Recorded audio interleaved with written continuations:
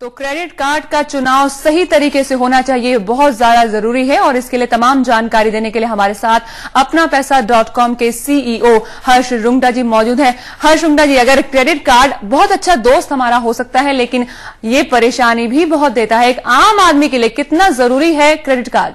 जहां तक credit card का सवाल है, मेरे ख्याल से अगर हम 2-3 चीजों का ख्याल रखें। सबसे पहले कि बहुत ही सुविधाजनक है और आपके पैसे बचा सकता है, क्योंकि अगर आप कैश लेके घूमेंगे तो खो जाने का भी डर रहता है, शॉर्ट हो जाने का डर होता है। तो इसका जो कन्वीनियंस वैल्यू है वो बहुत ही हाई है, इसलिए ये आपकी जेब में होना शायद जरूरी है। लेकिन किसी भी यूजफुल चीज की तरह अगर इसको अच्छी तरीके से और सावधानी से न बरता जाए तो यही यूजफुल चीज जो है वो आपके लिए हानिकारक सिद्ध हो सकती है। तो सबसे पहले ये समझ लें कि क्रेडिट कार्ड ये लोन के लिए बिल्कुल भी उपयुक्त नहीं है। अगर आपके पास पैसा उस पर्टिकुलर चीज को खरीदने के लिए आज पैसा नहीं है तो उसको क्रेडिट कार्ड यूज करके खरीदना बहुत बड़ी बेवकूफी है। बिकॉज क्रेडिट कार्ड में, चाहे कोई भी क्रेडिट कार्ड हो, ब्याज की दरें बहुत हाई होती हैं।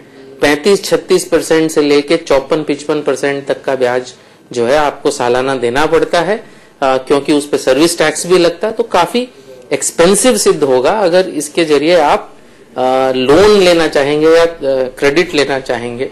जी हाँ, तो कुल मिलाकर हम ये कह सकते हैं कि क्रेडिट कार्ड का इस्तेमाल यदि सही तरीके से किया जाए, सावधानी से किया जाए, तो ये फायदेमंद साबित होगा। लेकिन रुंगटा जी, क्रेडिट कार्ड के चुनाव के लिए किन किन बातों का ध्यान रखना चाहिए? शायद एक वीसा कार्ड ले लें, एक मास्टर कार्ड ले लें। 2 से ज्यादा क्रेडिट कार्ड की जरूरत किसी को नहीं हो सकती, और मतलब 2 से ज्यादा क्रेडिट कार्ड रखने भी नहीं चाहिए। तो एक वीसा ले लें, एक मास्टर ले लें। अब रहा सवाल कौन सा लेने का, तो वो आपके खर्चे के पैटर्न पर है।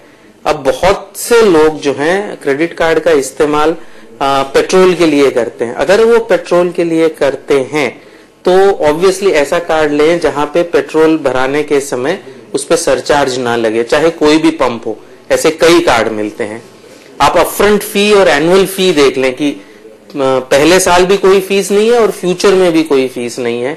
ऐसा कार्ड की आप चुनना, ऐसे कार्ड को आप चुने।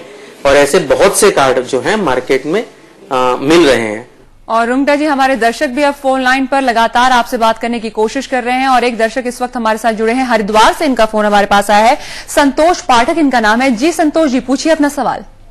मैं रुंगटा जी से जानना चाहता हूँ कि क्रेडिट कार्ड देने वाले बैंक अक्सर रिवार्ड पॉइंट जैसी स्कीम ऑफर करते हैं, क्या वास्तव में ऐसी स्कीमें फायदेमंद है?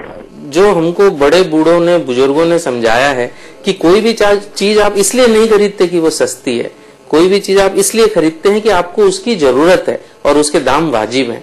तो सिर्फ रिवॉर्ड पॉइंट पाने के लिए अगर आप अनाप शनाप खरीदारी करेंगे जिसकी कि आपकी हैसियत नहीं है, तो ऑब्वियसली प्रॉब्लम होना ही है। कोई भी रिवॉर्ड पॉइंट इतना बेनिफिशियल नहीं हो सकता कि वो बेस परचेज को ही अच्छा, बेहतर बना दे। तो कुल मिलाकर कहा जा सकता है कि जरूरत के हिसाब से ही अपने क्रेडिट कार्ड का इस्तेमाल करें, ना कि रिवॉर्ड्स पॉइंट पाने के लिए।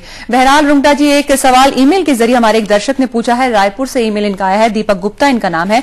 दीपक दरअसल ये जानना चाहते हैं कि क्रेडिट कार्ड वो लेना चाहते हैं, लेकिन वो जानना चाहते हैं कि क्रेडिट कार्ड के साथ कितनी तरह की फीस जो है जुड़ी होती है। कई तरीके की फीस होती है क्रेडिट कार्ड में। एक तो होती है ज्वाइनिंग फीस, जो अभी मेरे ख्याल से करीबन बहुत ही हाई एंड कार्ड्स को छोड़कर करीबन कोई भी कार्ड में अब आजकल ज्वाइनिंग फीस नहीं है।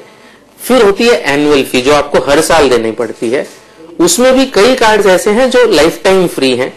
कई ऐसे कार्ड्स हैं जो ऑफर के दौरान वो आपको पहले साल का जो फी है वो माफ कर देते हैं, लेकिन अगले साल से फी चार्ज होगा। तो ये 2 मेजर फीस है। फिर ऑब्वियसली फी होती है, अगर आप एटीएम से कैश विड्रॉ करते हैं तो उस पर फी भी होती है और ब्याज भी लगता है। विड्रॉ करते ही 200, 250, 500 रुपए भी लग सकते हैं आपके फीस के, और ब्याज का मीटर भी तुरंत शुरू हो जाता है। कैश विड्रॉल पे कोई भी क्रेडिट फ्री पीरियड नहीं होता, तो उसका इंटरेस्ट रेट क्या है, उसकी फीस क्या है वो देख लें, क्योंकि इमरजेंसी में कभी कभी कैश विड्रॉ करना पड़ता है क्रेडिट कार्ड से। करना नहीं चाहिए, लेकिन इमरजेंसी पड़ती है तो कर भी सकते हैं। तो वो भी आप देख लें। रिवॉल्विंग की क्रेडिट इंटरेस्ट रेट देख लें, लेकिन जैसे मैंने कहा ये आपके लिए बेहतर होगा, आपकी फाइनेंशियल सेहत के लिए भी बेहतर होगा कि आप क्रेडिट कार्ड का सारा बिल जो भी उसका ड्यू डेट है उसमें 100% उसको चुका दें। तो मेन ये 2-3 जो है ये फीस इंपॉर्टेंट है, बाकी तो फिर और कई फीसें उसमें शामिल होती हैं, जिसका डिटेल्ड और विस्तृत ब्यौरा जो है आपको पर्टिकुलर बैंक की वेबसाइट पे अब देना कंपलसरी है और हर वेबसाइट पे मिल सकता है। अगर आपको कंपेयर करना है कि वेरियस कार्ड्स की फीस का स्ट्रक्चर्स क्या है, तो आप कंपैरिजन साइट्स हैं जैसे हमारी है अपना पैसा, वहां जाकर भी आप कंपेयर कर सकते हैं। और रुंगटा जी, अब अगला सवाल हम ले लेते हैं। अनिमेश ने हमसे ईमेल के जरिए सवाल पूछा है, मुंबई से इनका सवाल आया है।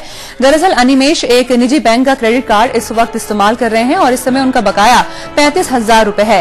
बैंक से सेटलमेंट के बाद 22,000 रुपए पे मामला अब तय हुआ है, लेकिन अनिमेश ये जानना चाहते हैं कि क्या सेटलमेंट के बाद किसी बैंक से लोन लेने में उन्हें दिक्कतें आ सकती हैं? इनका ऑलरेडी डिफॉल्ट हो चुका है, तभी सेटलमेंट की बात आती है, वरना तो बैंक नेचुरली सेटल नहीं करेगा। तो ऑलरेडी शायद इनका डिफॉल्ट है। तो ये जो इन्होंने अगले 60 दिन तक पैसा नहीं दिया है, 90 तक दिन नहीं दिया या उससे भी ज्यादा अगर नहीं दिया है, तो ये फैक्ट तो उनके क्रेडिट रिपोर्ट में रिफ्लेक्ट करेगा ही। अगर ये डिस्प्यूटेड अमाउंट नहीं है, मैं अज्यूम कर रहा हूं कि ये डिस्प्यूटेड अमाउंट नहीं है, तो ये फैक्ट कि इन्होंने डिले किया है ये तो आपके क्रेडिट रिपोर्ट में रहेगा ही। अब अगर आप उसको पूरा चुका देते हैं तो ये भी रहेगा कि आपने पूरा चुका दिया, आपने डिले किया लेकिन पूरा चुका दिया। और अगर आप उसको पार्शियली चुकाएंगे तो जो अमाउंट बैंक राइट ऑफ करता है वो भी होगा कि रिटर्न ऑफ सो मच। तो नेचुरली बिटवीन द टू, एक जिसमें डिले के बाद आपने सारा का सारा पैसा ब्याज समेत चुका दिया और दूसरा ऑल्टरनेटिव जहां पर आपने कुछ रियायत ले ली बैंक से जो बैंक को राइट ऑफ करना पड़ा। बिटवीन द टू ऑब्वियसली जब आप पूरा पैसा चुकाएंगे तो आपके रिकॉर्ड के लिए अच्छा है।